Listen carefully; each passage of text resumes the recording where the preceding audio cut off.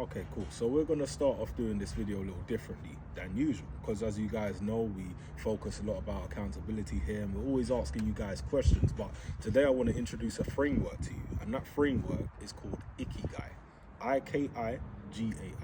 And it's a Japanese term, and it translates into English as a reason for being or a reason to wake up in the morning.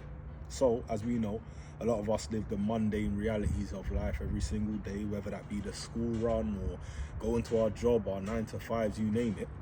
But Ikigai is not talking about your dream job. It's not talking about your career. It's not talking about the things that you have to do in life. It's talking about the things that you want to do in life. And that's the big difference. So now we're talking about purpose, right? So let's start off with the 4 factors that make up Ikigai. You've got what you love to do. You've got what you're good at doing. You've got what the world needs you to do. And then you've got what you can get paid for doing, right? And all 4 are just as important as each other to achieve true Ikigai, right? So let's start off now with what you love to do. And you're going to see my horrible little illustration of a circle right now with the word love in the middle.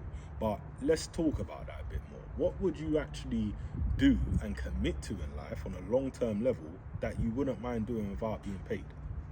Ask yourself that question, because a lot of us don't have an answer to that question, might I add. That we go through life coasting daily, but never actually think about the things that we love to do and we would do whether there was money in our pocket for doing it or not. And that's very important to when you're trying to achieve true Ikigai. So start to ask yourself, what do I actually love doing? What am I passionate about doing day in, day out, whether I got paid or not? So that's your first point. Let's now move on to what you're actually good at. Now, I'm not talking about the things that you think you're good at. I'm talking about the things that the people around you say that you're good at. Because as we know, we can easily be, pompous and big-headed and say, oh, I'm good at this and I'm good at that. I'm good at speaking and I'm good at making money and I'm good at driving. Whatever your skills are, I don't know, I don't mind. But I'm just making a point that you need to think about what other people around you endorse. So if you know you have a skill, you might think you're good at it, but then again, a lot of us think that we can sing, but we're tone deaf. So all in all, we have to be real with ourselves. And if we get public endorsement for the same things that we say we're good at doing, then that probably means you are actually good at it. So write down a list of the things that you know that you're good at, but pair it with the idea that this is still something that you love to do. So now you've ticked off 2 things to make up your true Ikigai. Let's move on to the third point now. What the world needs you to do or wants you to do. Now, I'm not talking about saving the whole world like Michael Jackson. I'm actually talking about the people around you, the people in your community.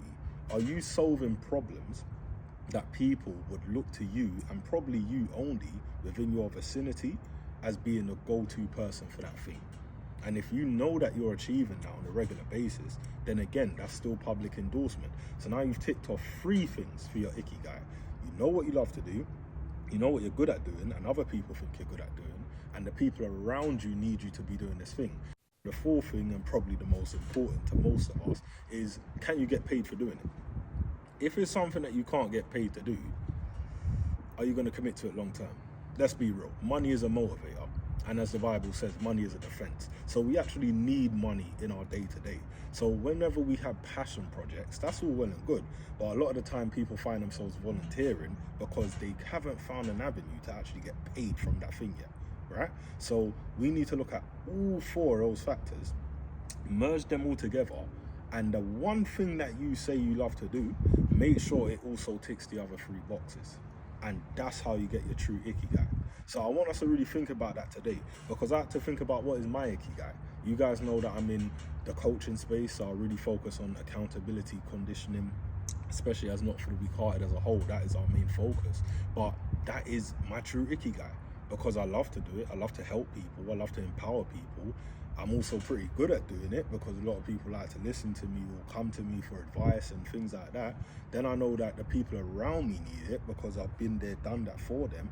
And then I can get paid pretty handsomely for doing it. Not to mention just Jordan. So now the business does well and I'm still happy within my skin because I'm not doing a 9 to 5, which I know I wasn't happy with. When I was in my corporate job, I wasn't achieving my true Ikigai because I didn't love to do the job. I may have been good at it, but I didn't love it. And I knew the people around me needed me to do it, but at times they would use me as opposed to appreciate me. And then on top of that, I weren't getting paid as well as I would like, or as I thought I was worth, if that makes sense, right? So your true ikigai is going to tackle all 4 of those things and comfortably answer the question. It's going to comfortably tick them boxes. So let's now start to think about our true ikigais. What are they? Drop them in the comments, because again, we want to know. We want to start engaging with you guys about all of these things. So let's start to think about it more and more, day by day, because we are living in a world now where too many of us are committed to the corporate mentality. Too many of us are committed to the 9 to 5, and then our ikigai gets neglected.